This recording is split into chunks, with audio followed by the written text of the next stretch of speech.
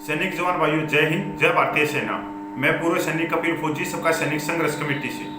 जवान भाइयों, हाथ जोड़ के आज एक मदद के मांगने के लिए आप लोगों से आया हूं और मेरे को आशा है कि आप मेरे को निराश नहीं करोगे, मेरे को मदद दोगे। मदद कोई मेरे को पैसे दे ली कि नहीं कि मेरे पेटीएम में ये पैसे डाल दो, ये डाल दो, नहीं भाई, अपने को कोई पैसे की जरूरत नहीं। अपना पैसा अपने पास में रखो। भगवान ने जो थोड़ा बहुत दिया उसमें मेरी गुजर बसर ठीक हो रही है। ज्यादा मैं हाथ पे पैर मारने की कोशिश करता नहीं और न ही सैनिक समाज को, मनोवैज्ञानिक उनके दिमाग को हाईजैक करके मैं अपने अकाउंट अपने घर को भरता रहूं। जो यूट्यूब ये है ये उनमें डाल दो, क्योंकि हमारे सैनिक समाज के बहुत सारे यूट्यूब पे आए हुए हैं फ्रॉड आदमी। तो मैं उनका तो बाद में बताता हूं क्या है। मेरे को मदद किस चीज में चाहिए भाई? मेरे को मदद चाहिए जिन जवानों के माथे के ऊपर गद्दारी का मोहर मारी गई है, ठप्पा मारा गया है, बगावत का ठप्पा मारा गया है, विद्रोही का ठप्पा मारा गया है, उनके माथे से वो दाग को हटा के और उनको एक सामान्य नागरिक में लाना और उनको इंसाफ दिलाना। क्योंकि आज वो जवान एक गुमनामी की जिंदगी जी रहे हैं और उनके साथ में उनका पूरा परिवार वो भी दाने दाने के लिए मोहताज हो गया है। तो उसके लिए हम क्या हेल्प कर सकते हैं? उनके लिए हम लीगल हेल्प कर सकते हैं। इसके लिए सबका सैनिक संघर्ष कमेटी, सारी पदाधिकारी इसमें हेल्प करने के लिए तैयार हैं, संघर्ष करने के लिए तैयार हैं। दूसरी बात, इसके लिए जो हमारी तरफ से जो वकील साहब होंगे वो होंगे भारत देश के जो कोर्ट मार्शल के स्पेशलिस्ट हैं, जिनकी तुत्ती बोलती है। हम उनको अपनी तरफ से उतार रहे हैं। ना इसमें हमने किसी सैनिक समाज से पैसों की जरूरत है, न हम किसी से लेंगे, और न जितने वो भाई हैं जिनका कोर्ट मार्शल हुआ है, ना उनका 1 रुपया हम लगने देंगे। कुछ ना कुछ उनकी आर्थिक सहायता और करेंगे सैनिक समाज से एक विनती करके। तो मेरे को उन जवानों के बारे में कुछ भी नहीं पता कि उनका गांव कौन सा है, उनका डिस्ट्रिक्ट कौन सा है, उनका राज्य कौन सा है, उनका फोन नंबर कौन सा है, वो कहां पर हैं। तो इस चीज में मेरे को मदद चाहिए। पहले मैं आपको पूरी घटना से रूबरू करवा दूं, जिससे आपकी जो याददाश्त पे परतें पड़ गई हैं वो हट जाए। क्योंकि जो सहायक सिस्टम है, जो अर्धलिस्ट सिस्टम है, इसने हमारे बहुत सारे जवानों को अपने मुंह का निवाला बना चुकी है। ये जो अंग्रेजों की प्रथा है, बहुत सारे सैनिक इसके लिए आत्महत्या करते हैं, बहुत सारे सैनिक इसके लिए अपनी नौकरियां छोड़ देते हैं, बहुत सारे सैनिक इस प्रथा के कारण मेंटल हो जाते हैं। पर सरकार के कान में चू नहीं है। इसमें 74 साल हो गए, जवान आत्महत्या कर रहे हैं या मार दिए जाते हैं राय मेथू की तरह, पर सरकार नहीं है। सरकार, क्योंकि देश में राजनीति बदलती है, व्यवस्था नहीं बदलती कभी भी। कभी वो आ गया, कभी कपिल आ गया, तो कभी सामने नरेश आ गया, कभी जगतार सिंह आ गया, तो कभी साउथ से को पिल्लई आ गया। तो नेता जो है वो तो सिर्फ अपने अपने लिए रोटियां सेकते हैं, अपने घर को भरते हैं, जनता जाओ भाड़ में। तो भाई मैं पहले आपकी प्रति थोड़ी खोल देता हूं। आप लोगों को मालूम होगा 2012 मई में ईस्टर्न सेक्टर लद्दाख में नोएमा कांड हुआ था। नोएमा सेक्टर में 226 फील्ड आर्टिलरी रेजिमेंट में, कि वहां पर जो 226 फील्ड आर्टिलरी रेजिमेंट के जो अधिकारी हैं वो अपनी औरतों को लेके वहां पे पूछ गए फील्ड के अंदर और पिकनिक बनाने लग गए। उनकी सेवादारी के लिए एक नए 21 साल के जवान को बांट दिया गया कि जाओ इनके खाना पानी का, रहने का इंतजाम करो, इनके लिए पानी की बाल्टियां भर के लेके, उनके जूते पॉलिश करो, इनका मतलब जो भी कुछ हो। आपने पता कि एक नौकर से भी बदतर काम करते हैं हमारे जो सहायक हैं, जो अर्दली हैं, वो सारे काम। उसके बाद में घटनाक्रम इस तरह से बदली होता है कि जवान के ऊपर आरोप लगाया जाता है कि इसने ऑफिसर की औरत के साथ में छेड़खानी करी, और ऑफिसर इकट्ठा होकर उस जवान को इतनी बुरी तरह से मारते हैं कि उसकी हड्डी पसलियां एक कर देते हैं और उसके ऊपर ठंडा पानी गिरा जाता है और बर्फ में फेंक दिया जाता है। जब यूनिट के बाकी जवान और सरदार साहिबानों को पता लगता है तो वो उसको मेडिकल इलाज के लिए ले जाना चाहते हैं, पर घटनाक्रम कुछ इस तरह से बदला जाता है कि वहां पर जिन्होंने उस जवान को मारा पीटा, वहां से एक कोर्ट ऑफ इंक्वायरी निकलती है और 1-2 आदमियों पे नहीं, 164 जवान जेएसयू पर, और उनके ऊपर जो आरोप लगाया जाता है वो लगाया जाता है आर्मी एक्ट 37, म्यूटिनी, विद्रोह, बगावत करना। और उनके ऊपर इस एक्ट के द्वारा 2012 से लेकर 2018 तक एक लंबी कोर्ट इंक्वायरी चलती है। कभी 5 आदमी, कभी 10 आदमी का कोर्ट मार्शल, मतलब बहुत सारे। ये जो जवान और जेएसयू ये 100 के करीब है। 56 को तो एक समय भेज दिया गया था कोर्ट मार्शल करके सिविल जेल में 2 साल से लेकर 10 साल तक। तो इसमें 100 से ज्यादा ही हैं या 100 के करीब हैं जिनके ऊपर ये माथे ऊपर दाग लगा हुआ। ये जवान जेल में गए, उसके बाद में 1/3 इन्होंने जेल की सजा भुगती और इसमें तकरीबन आज जमानत से बाहर है। जवान भाइयों, इस घटनाक्रम में बहुत चीजें ऐसी हुई हैं, आप इसमें देखोगे www.theweek.in का एक लेख है। इसने बहुत ही स्पष्टता से बहुत कुछ बातें बोली हैं कि जवान को कुछ और काम के लिए मजबूर किया गया और जवान ने मना किया गया, तो उसके बाद में उस पर ये एक आरोप लगाया गया। उस आरोप के तहत ये सारी चीजें होती चली गई। ये द वीक में आप पढ़ सकते हो, www.theweek.in पर जाके एक लेख है, बहुत जबरदस्त है। ना ही भारतीय सेना ने आज तक उस लेख को झुठलाया है, ना ही इस लेख का खंडन किया। इसका मतलब कुछ ना कुछ है। दूसरी बात, इसके अंदर 2000 पेज की कोर्ट ऑफ इंक्वायरी रखी गई, जो summary general court martial SGCM के द्वारा इनको सजा दी गई। तो पहले मैं आपको ये बता देता हूं कि ये आर्मी जो एक्ट है, ये भारत देश आजाद हुआ, आजाद भारत के बनाए हुए नहीं है। ये जो एक्ट हैं, ये सारे के सारे गुलाम भारत में ब्रिटिश सरकार ने बनाए थे, और उसने बनाए थे जो भारतीय सैनिक हैं उनको दबाने के लिए, उनको कुचलने के लिए, कि वो हमारे आगे जुबान नहीं खोल सके। और हम अगर उनको हुक्म दे कि तुम भारतीयों पे गोली चलाओ, तो वो भारतीयों पे ही गोली चलाएं, भारतीयों द्वारा भारतीयों की छाती पे ही गोली चले। क्योंकि अंग्रेज इस देश में ज्यादा नहीं थे, 1,56,000 थे, और वो 1,56,000 ही भारतीयों की छातियों पे ही गोली चला देते थे। तो ये एक्ट उनके लिए बनाए गए थे, भारतीय सैनिकों के लिए। ब्रिटिश सैनिकों के लिए उनके अलग से एक्ट थे। इसी में ये 37 है। यह 37 क्या बोलती है कि समरी जनरल कोर्ट मार्शल में ब्रिटिश राज में बनाया गया था अंग्रेजों द्वारा भारतीय सैनिकों को दबाने के लिए, कि वो हमारे सामने खड़े ना हो सके। जब भारतीय सैनिकों को भारतीयों पर गोली चलाने का आदेश दिया जाए, तो वह भारतीय सैनिक उसको मना ना कर सके और दड़दम छातियों में गोली उतार दी। इन काले कानून थे, ये गोरे अंग्रेज लेके आए थे, और गोरे अंग्रेज हमारा शोषण करते थे। जैसे ही देश आजाद हुआ, तो जो काले अंग्रेज आए देश में, उन्होंने ये जो आर्मी एक्ट है ऐसे के ऐसे रख लिए गए। मतलब आप एक तरह से इसको इस तरह से ले सकते हो कि विश्व के सबसे बड़े लोकतंत्र के मुंह पर एक तमाचा है कि आजाद 74 साल हो गए आजाद हुए, और आज तक हम अपने खुद के आर्मी रूल नहीं बना सके। तो हम कौन सी आजादी का जश्न बनाए? जिस काले कानून जो भारतीयों को मरने के लिए मजबूर करते थे, भारतीय सैनिकों का शोषण करते थे, वो इतने अच्छे कानून थे, तो फिर जनरल ब्रिटिश सरकार जो अंग्रेज जनरल थे वही क्यों नहीं रख लिए गए? आज भी वहीं से क्यों नहीं भर्ती करके लिए के आए जा रहे कि इतने अच्छे कानून थे तो वो लोग भी अच्छे होंगे, तो वही कमांड करें देश में भी। तो फिर आजादी का क्या मतलब है?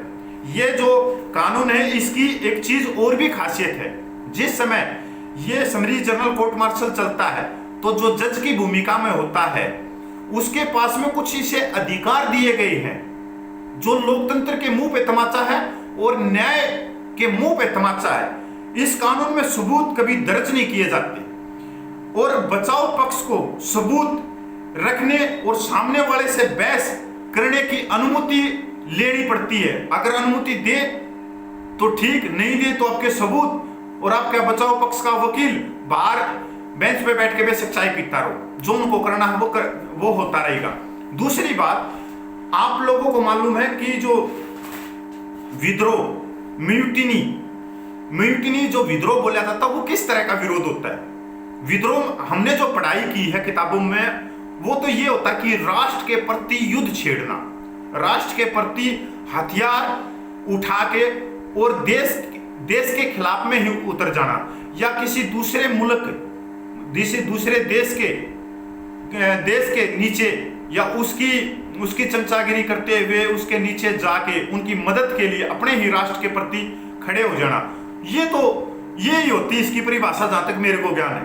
पर ये तो परिभाषा मैंने नहीं देखी कि एक जवान को जो पीट दिया जाता है उसको अधमरा कराया जाता है और इलाज लेके जाते हैं और उनके ऊपर भी राष्ट्रद्रोह का केस लगा दिया गया, और उस जवान के ऊपर भी जो शामिल ही नहीं हो सकता क्योंकि वो तो अधमरा पड़ा था, तो वो कैसे नारे लगा सकता है, कैसे हथियार उठा सकता है जिसका शरीर टूटा हुआ, जिसकी हड्डियां टूटी हुई हैं। इसके अंदर बहुत सारी चीजें हैं जो इन लेखों से, इन इंग्लिश न्यूज़पेपरों से सामने आई। मतलब पूरी जो घटना हुई उसके बाद में जिस तरह से ऑफिसर एक हुए, उन्होंने एक चीज का मैसेज तो उसमें स्ट्रोंग दिया है कि जवानों को अधिकारियों से डरना चाहिए। समतट भारत के इतिहास में आज तक कभी भी इतने कोर्ट मार्शल नहीं हुए इकट्ठे। गुलाम भारत के इतिहास में भी अंग्रेजों ने कभी भी इतने कोर्ट मार्शल नहीं किए। यहां तक 1857 की क्रांति मंगल पांडे की जो टुकड़ी थी, चाहे वो मेरठ की थी, चाहे वो कलकत्ता की थी, उनका भी कोर्ट मार्शल नहीं हुआ इतना जितना कोर्ट मार्शल आजाद भारत में हो गया। और बड़े बड़े नेता इस देश के, बड़े बड़े बुद्धिजीवी, बड़े बड़े न्यायपालिका के जज, वो सब खामोश बैठे कि इतना बड़ा चीजें इस देश में हो गई। जिन सरदार साहिबान ने 28-28 साल की सर्विस की, उनको भी गद्दारी का स्टैंप लगा दिया, उनके माथे पे लगा दिया। वो किस गुमनामी की जिंदगी में जी रहे होंगे। दूसरी बात, बहुत सारे हमारे तीनों सेनाओं के, नेवी, एयरफोर्स, आर्मी के वकील साहिबान हैं जवानों से, वो बड़े अच्छे वकील हैं। और बहुत सारे जवान भाई आज बार जो हमारी वकीलों की बार एसोसिएशन होती है उसके अंदर अध्यक्ष हैं। जिस दिन वो अध्यक्ष बनते तो सैनिक समाज उनको मुबारकबाद देता है, गुलदस्ते देता है, शुभकामनाएं देता है। उसके बाद में वो अपनी कुर्सी पे भूल जाते हैं कि जिन्होंने मुबारकबाद दी थी उनके लिए हम कुछ करेंगे नहीं। पर मैं उनको याद दिलाना चाहता हूं कि जिन्होंने मुबारकबाद दी आपको, वो न तो नेता थे इस देश के, न बड़े बड़े अधिकारी थे, ना IPS IAS थे, वो तो एक नॉर्मल आपके सैनिक परिवार के जवान जेसीओज थे। और आज आप उनके लिए कुछ भी नहीं कर रहे। और जितनी संस्थाएं हैं जवान जेसीओ की, उनसे भी मैं हाथ जोड़ के विनती करता हूं कि अगर आप इन जवानों के लिए कुछ कर सकते हो, बेहतर कर सकते हो, उनको न्याय दिला सकते हो, तो मैं भी आपके पैर धो के पीऊंगा। और उन वकील साहिबानों को भी। भाई ये मेरी जो लास्ट बात है वह यह है कि जो जवानों का कोर्ट मार्शल हुआ 226 फील्ड रेजिमेंट के, और ये बहुत सारे हैं, 100 से ज्यादा हैं सरदार साहिबान। इनका मेरे पास में ना इनका गांव का पता है, ना इनका डिस्ट्रिक्ट का पता है, ना इनका राज्य का पता है, ना इनका मोबाइल नंबर है मेरे पास में। सिर्फ आप लोगों को इनका, अगर आप लोगों के पास में कोई मोबाइल नंबर, कोई एड्रेस है, तो मेरे नीचे चल रहे व्हाट्सएप पे आप ये एड्रेस दे सकते हो, मोबाइल नंबर दे सकते हो। मैं आप लोगों का धन्यवाद करूंगा। आप लोगों का मैं आपके चरणों में मेरा प्रणाम रहेगा। दूसरी बात, अगर आप लोगों के पास में इनका एड्रेस, फोन नंबर कुछ भी नहीं है, तो इस वीडियो को ज्यादा से ज्यादा एक दूसरे के पास में शेयर कर दो, जिससे उन जवानों के पास में पूछ जाए। और उन जवानों को भी मैं एक मैसेज देना चाहता हूं, क्योंकि उन जवानों को इतना डराया हुआ है कि वो जवान बाहर ही नहीं आना चाहते। क्योंकि 2012 में ये केस हुआ था, 2018 तक ये इसकी रिपोर्ट मिलती है। आज ये नहीं पता देश के किस कोर्ट में चल रहा है, मिलिट्री कोर्ट में चल रहा है, सिविल कोर्ट में चल रहा है, इस चीज का मेरे को कुछ भी नहीं पता।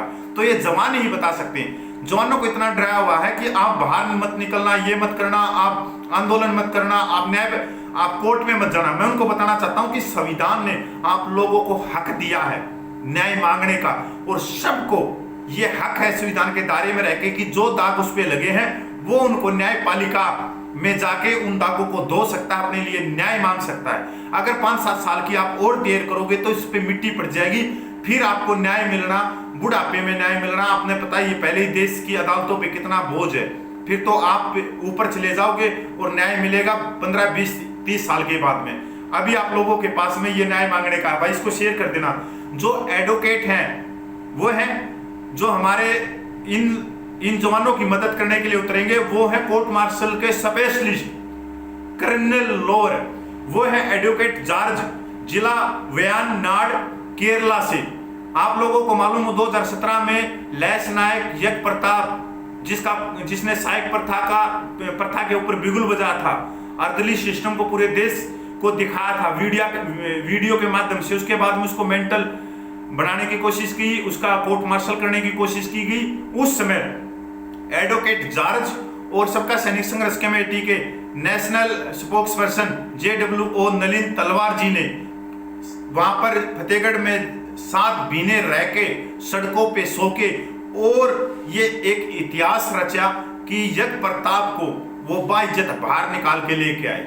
और इस एडवोकेट की एक और भी महत्वपूर्ण मैं आपको बात बताता हूं कि आज तक इसने जो भी कोर्ट मार्शल के केस हाथ में लिए हैं उनको ये जीत के बाहर निकला। और एक सिविलियन वकील है, फौज से कोई नहीं है कि ये फौजी है, नहीं, ये सिविलियन है। और इसलिए इन्होंने हाँ भरी है कि मैं उस केस को लड़ूंगा। पिछले 1 साल से मैं इनके साथ में संपर्क में था, पर कोरोना महामारी चल रही थी, इसलिए बीच में कई बार ऐसी स्थिति आई कि नहीं। पर अभी बिल्कुल हमने इसलिए पूरी, जब हमारे पास में भाई सारे संसाधन हो गए, वकील साहब हो गया और आज हम संघर्ष करने के लिए तैयार हो गए, तब मैं ये आप लोगों के पास में मैसेज छोड़ रहा हूं। और ई भाई मैं कति हाथ जोड़ के बोल रहा हूं कि इस मैसेज को एक दूसरे के पास में शेयर कर देना, क्योंकि वो उन जवानों के माथे पे जो दाग लगा है, तो हम इतनी ही मदद कर सकते हैं कि उनको लीगल हेल्प कर सकें और दिन रात एक कर देंगे। भाई इससे पहले आपने वो रविंद्र फौजी का वीडियो देखा होगा, इसी बारे में 5-6 वीडियो देखे होंगे। उसने हर वीडियो में बोला है कि पेट्रम है, इसमें पैसा डाल दो, इसमें ये कर दो, मैं सुप्रीम कोर्ट जाऊंगा, मैं यहाँ जाऊंगा। और हर एक वीडियो में बोलता है मेरी रक्षा मंत्री के साथ में बात हो रही है, मेरी कर्नल के साथ में हो रही है, मेरी जनरल से बात हो रही है। मतलब जो डिफेंस का जो एक्सचेंज लगा है वो रविंद्र फौजी के घर में ही लगा है। बोलता है रक्षा मंत्री से बात होगी, हाँ रक्षा मंत्री को कोई काम नहीं है, तेरे से ही है, फालतू वो गप्पे तेरे से ही लड़ा रहा है, तेरे चुटकुले सुनने के लिए बैठा है, तेरा पीए लग रहा है रक्षा मंत्री कि तेरे से बात करेगा। कभी बोलता है मेरी जनरल से बात होगी, कभी कर्नल से।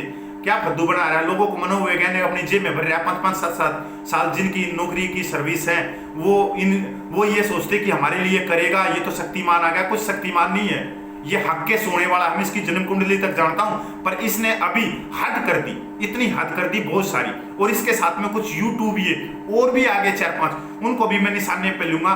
भाई ऐसे आदमियों से सावधान रहो, मेरी मदद चाहिए। वो बोलता है कि तुम मेरी मदद करो पैसे से, मैं तो बोल ही नहीं रहा, मैं बोल रहा हूं मदद करूंगा, मेरे को पैसे नहीं चाहिए, उन जवानों की मदद करूंगा। अगर आप लोगों के पास में उनके फोन नंबर है तो वो मेरे को दो, उनका एड्रेस दो, नहीं है तो इस वीडियो को एक दूसरे के पास में शेयर कर दो। इतना शेयर कर दो कि ये भारत सरकार तक भी चला जाए, माननीय प्रधानमंत्री तक भी चला जाए। अगली वीडियो में कुछ और बातें हैं, लंबा हो जाएगा भाई। मैं फिर आप लोगों को चरणों में सलाम, इसको शेयर कर देना। जय हिंद, वंदे मातरम, जय जवान, जय किसान, जय भारतीय सेना।